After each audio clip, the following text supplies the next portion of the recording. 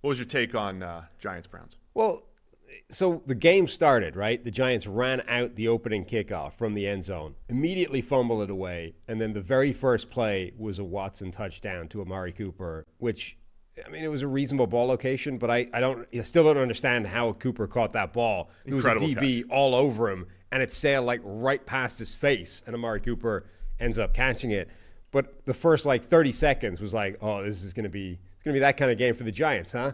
And then it's like, no, the Browns are actually better at that than you are. Like, they are more sad than you are right now. So even though you are trying to have this kind of game, the Browns are going to out-Browns you, and Deshaun Watson's going to do what he does, and it's going to be misery for them instead. There was also a negated interception from Daniel Jones within the first 6 minutes of the game. Like, it really could have been. So it was negated by a hands to the face or roughing call on Greg Newsome. Really could have been disastrous for the Giants. The graphic that was put up during the game yesterday, though, that first drive by the Browns, one play, 24 yards. On the next 30 plays, the Browns gained 25 yards. So one extra yard after on the next 30 plays. So, yeah, the Giants' defense deserves a ton of credit, too, for the way they played. Pass rush was getting after Deshaun Watson, sacking him 8 times. 8 sacks of Watson. Yes. And it's funny, when you watch those 8 sacks, at some point they put up a reel of them all. Like, they're not all, clean, decisive, great wins. It's like Deshaun Watson's a big part of this. This is why he's not good.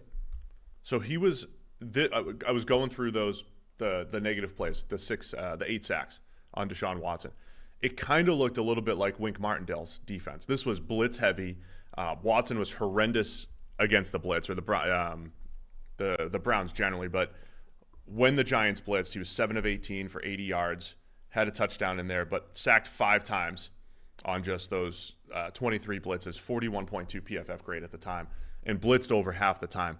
That was what triggered me to look up how well quarterbacks are performing against the blitz over the last few years, and I tweeted it out last night. Like the league-wide PFF grade against the blitz every single year has been in the low 70s over the last few years, and this year it's 59.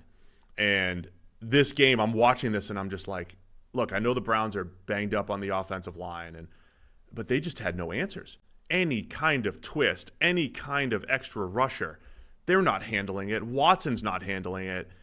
It was just impressive by the Giants, but felt like a microcosm of the NFL this year, where there are certain teams just completely overwhelmed by any kind of twist, stunts, pressure up front. And this really is the story of Deshaun Watson with the Browns. Like, we have one good game. You're like, oh, we can argue about whether it was his best game or not for Cleveland, but it was one game. Like, can he do it again? No. We're straight back to ineptitude. They genuinely are going to need to bench him at some point. They're not getting out of this. The light isn't going on. Deshaun Watson is going to start suddenly playing competent football. You might not get that out of Jameis either, but at least it's going to be fun watching it happen. This is awful. I mean, do you want to pull up Austin Gale's stats here before we talk about some positivity and Malik Neighbors? I'm ready. As I mentioned, this was from like 11 p.m. last night at Austin Gale _. Again, if you just want to know ineptitude around the league, Austin's timeline on a Sunday night is gold. So he looks up EPA per play, EPA per dropback in weeks 1 through 3 for all Browns quarterbacks back to 2000. Yep. In 2000, by the way, the Browns came back in 1999. And this is the Browns. So that's the Jersey list of terrible quarterbacks. Yes, this is the Jersey list of, these are all the guys. What's the worst first 3 weeks of any Browns quarterback since 2000 using EPA per dropback? Deshaun Watson. Which includes the good game from last week. Which includes last week's good game. You pointed out in the comments, Sam, Watson also has the 3rd worst game. Yeah, last year. Which was last year. So this list includes, at the top of the list, you have Brian Hoyer from 2014. Remember, we've been doing this podcast a while here. Remember there was pre-Halloween Brian Hoyer and post-Halloween Brian Hoyer. Right. Pre-Halloween Brian Hoyer was solid. That was a Kyle Shanahan season, by the way. Kelly Holcomb, who had a legit 2002, really good in 2002, if you all remember that. And then Tim Couch, the number 1 overall pick in 1999. His 2000 season is 3rd, and then Derek Anderson's 2007. So those are the top 4 Brown seasons, just looking at weeks 1 through 3, EPA per dropback. But Deshaun Watson having 2 of the worst 3 in that group since 2000. Yeah. I mean, That's where we again, are.